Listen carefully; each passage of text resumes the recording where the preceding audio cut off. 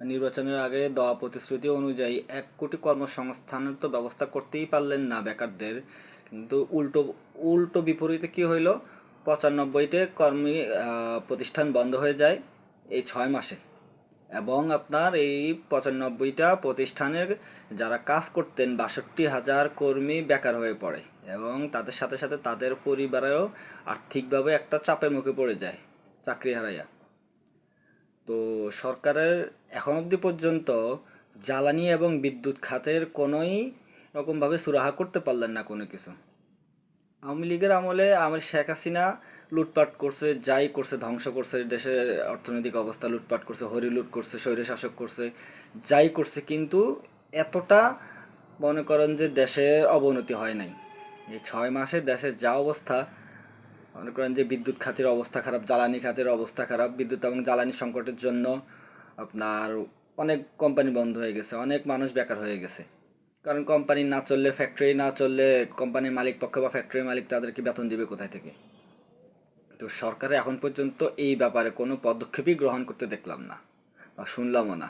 এবং ভবিষ্যতে তারা কি করবে না করবে সেটারও কোনো চিন্তাধারা নেই তাদের, কোনো প্ল্যানই নেই, কোনো পরিকল্পনা নাই তাদের। শুধু মুখেই শুধু বললে হবে না যে আমি আসবো, করবো, এই করবো, ওই করবো, কিন্তু আসল কথা হচ্ছে যে খালি মুড়ির ঠোঙ্গা। ঠিক আছে, খালি মুড়ির ঠোঙ্গা। শেখ হাসিনা স্বৈরে শাসন করছে, স্বৈরাচারিতা করছে, স্বৈর শাসক করছে, স্বৈর শাসক ছিল, লুটপাট করছে, গুম করছে, যাই করছে, কিন্তু শেখ হাসিনার সময়ে দেশের অবস্থা এতটা বেগতিক ছিল না। দেশে এখন নতুন নতুন করে আপনার হত্যাকাণ্ড ঘটিত হইতেছে, মানুষ হত্যা করতেছে, তাও আবার ফুল ফ্যামিলি সহ। সিলেটের একটা পরিবার গেল ফুললি, টোটালি পরিবারটাকে দুইজনকে মেরে ফেলা হয়েছে। তারপর কয়েকদিন আগে একটা পরিবারে, পুরো পরিবারের 4জন সদস্যকেই মেরে ফেলা হয়েছে। ঠিক আছে, তাছাড়া দেশের আইন শৃঙ্খলা অবস্থা একদমই অবনতি।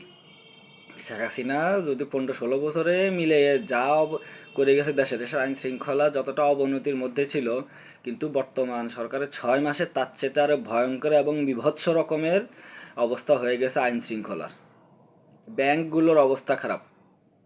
ঠিক আছে, যাই হোক, ব্যাংকগুলো বর্তমানে কিছুটা আস্তে আস্তে কাটাই উঠতেছে সংকট থেকে, কিন্তু আইন শৃঙ্খলা অবস্থা বিগত 16 বছরে আওয়ামী লীগ সরকারের যা করে গেছিলো, আওয়ামী লীগ সরকারের 16 বছরে মিলে যা হয়েছে, এই 6 মাসে তার চেয়ে দ্বিগুণ হয়ে গেছে, বেশি হয়ে গেছে। তো নির্বাচনে আসার আগে প্রতিশ্রুতি দিতে হলে ভেবেচিন্তে প্রতিশ্রুতি দেওয়া উচিত।